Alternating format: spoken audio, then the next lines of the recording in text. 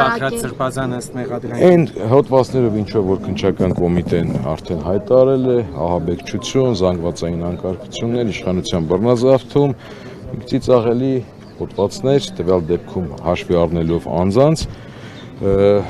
ժամանակը ցույց կտա։ Պլանը գցեցին ընդդիմության գրպանը։ Դե այդ պլանը երեք որ հրապարակվել էր, պարզ էր, որ այդ պլանը գցվելու է ընդդիմության գրպանը,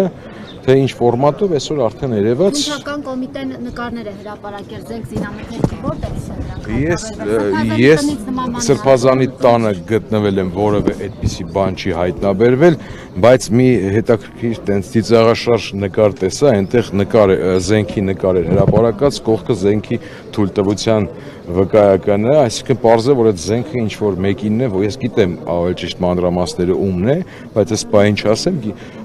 գիտեմ, որ ինչ որ մեկինն է, որը օրինական այդ Զենքի թույլտվությունը ունի, սակայն այդ ֆարսի համար պետք է այս պահին այդ անաչառ դիտորդի մոտ ազդեցություն գործելու համար տարածել այս նկարը, որ տեսեք Զենք զինամթերք, ծիծաղելի է այդ անունը, էլի։ Պարոն Հարությունյան, անելու են տանելու դատարան 24 ժամյա ռեժիմով ձերբակալվել են,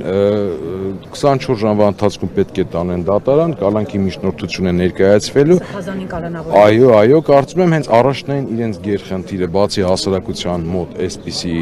տպավորություն ստեղծելուց զատ, երկրորդ կարևորագույն խնդիրն է կալանքի միջոցով մեկուսացնել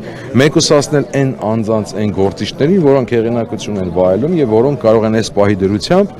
առաջիկա մարտահրավերների պարագայում ինչ որ առումով ընդվզեն կամ ինչ որ առումով իրենց դժգոհությունը հայտնեն։ Պարոն Խուդյան, դուք էլ ուներ Բակրատ Սրբազանը։